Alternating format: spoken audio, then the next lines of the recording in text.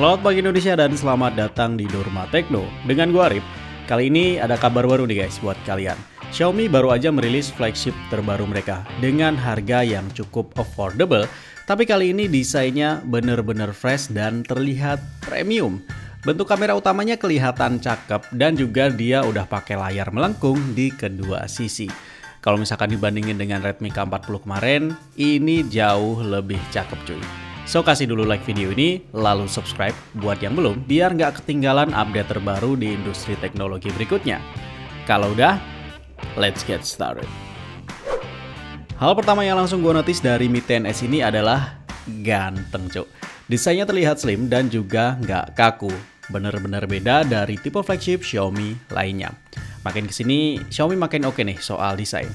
Nggak cuma ganti kulitnya aja, tapi bentuknya juga beda. Jadi inget merek sebelah ya, yang suka ganti kulitnya doang. Selain cakep, Xiaomi juga bisa mempertahankan dimensi dan bobot HP ini agar tetap enak dipegang. Dia punya tebal cuma 8,96 mm aja dengan bobot 208 gram. Memang sedikit lebih tebal dan juga berat dari Redmi K40. Tapi gue pikir ini karena instalasi modul kameranya.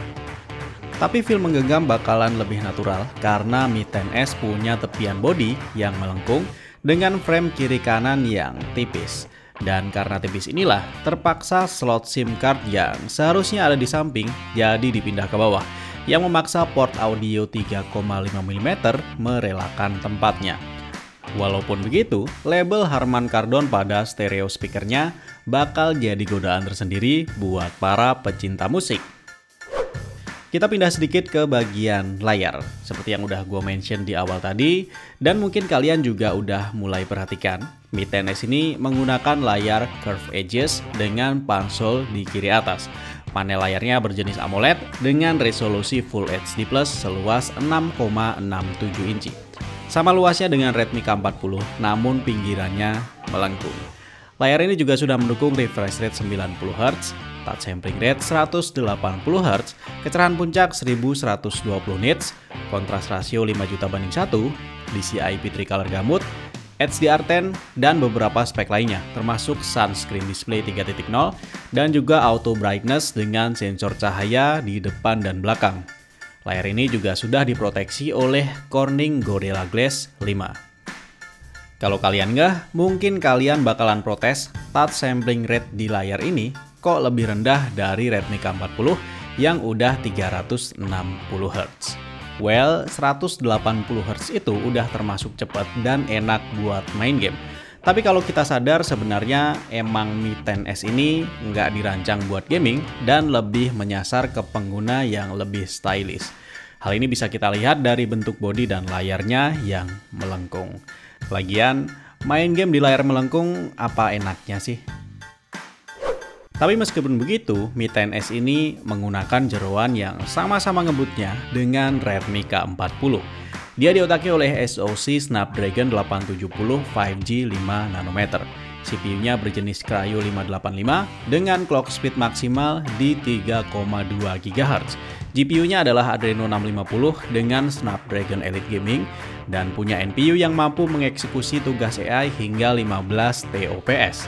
SoC ini dipadukan dengan RAM LPDDR5 up to 12 GB dan storage UFS 3.0 up to 256 GB. Meskipun tipe storage-nya di bawah Redmi K40, namun Mi 10s mampu mencatatkan skor benchmark yang sama tingginya, menyentuh angka 691.172. Untuk sistem pendinginan, Mi 10s ini memiliki vapor chamber liquid cooling sebagai pembuang panas. Di sektor baterai, Mi 10s memiliki baterai dengan kapasitas 4.780 mAh. Sistem pengisian yang didukung adalah 33 watt fast charging dengan kabel, 30 watt wireless charger, dan 10 watt reverse wireless charger. Dengan kabel, cuma butuh waktu 56 menit aja sampai terisi penuh. Adapter charger tidak include dalam kotak pembelian, namun Xiaomi menyediakan gratis untuk customer pre-order dengan jumlah yang terbatas. Lanjut ke bagian yang menarik, yaitu di bagian kamera. Mi 10s ini memiliki 4 buah sensor kamera yang tersusun secara vertikal. Di bagian paling atas, ada sebuah kamera yang memiliki label ASPH alias aspherical. Ini adalah sensor kamera kedalaman beresolusi 2 megapiksel yang berfungsi menciptakan efek bokeh. Meskipun resolusinya biasa aja, namun lensa yang digunakan cukup spesial. Keunggulan lensa aspherical ini adalah memiliki distorsi visual yang lebih sedikit dan juga punya ketebalan yang tipis. Kemudian untuk sensor primernya beresolusi 108 megapiksel 1/33 inci f1.69 yang dilengkapi dengan optical image stabilization. Ada juga sensor makro 2 megapiksel f2.4 dan sensor ultrawide 123 derajat 13 megapiksel. Dan di sektor kamera inilah yang menjadi salah satu nilai jual paling utama dari Xiaomi Mi 10X. Kamera dengan resolusi yang tinggi dan juga kamera bokeh yang menggunakan lensa aspherical akan menghasilkan gambar dengan fokus yang tajam dan juga background yang blur secara natural.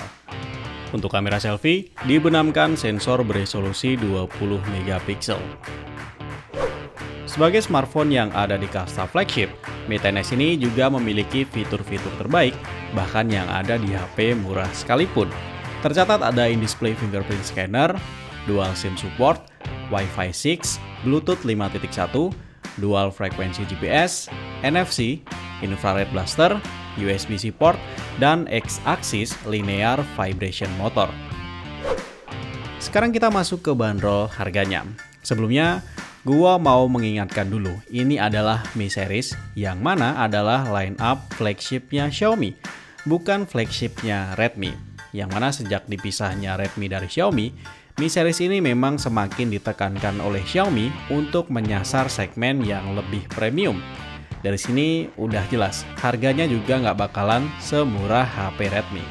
So, turunkan ekspektasi kalian dulu kalau misalkan kalian mengharapkan harga yang sama dengan Redmi K40. Karena emang targetnya bukan segmen flagship killer, tapi flagship beneran. Balik lagi ke harganya, Mi 10X ini memiliki 3 varian, yaitu 8128 yang dibanderol dengan harga 3.299 yuan atau sekitar 7,3 juta rupiah. Varian 8256 dibanderol dengan harga 3.499 yuan atau sekitar 7,7 juta rupiah. Dan varian 12256 dibanderol dengan harga 3.799 yuan atau sekitar 8,4 juta rupiah. Gimana guys? Apakah harga segini masih kemahalan atau justru inilah flagship impian kalian selama ini? Coba tulisin pendapat kalian di kolom komentar. Segitu aja guys, jangan lupa like video ini dan bagiin ke sosial media kalian kalau kalian suka. Atau dislike 2 kali kalau kalian nggak suka. Jangan lupa subscribe sebagai bentuk support kalian ke channel ini. Ari pamit dan kita akan ketemu lagi di video selanjutnya. Wassalamualaikum warahmatullahi wabarakatuh and bye-bye guys.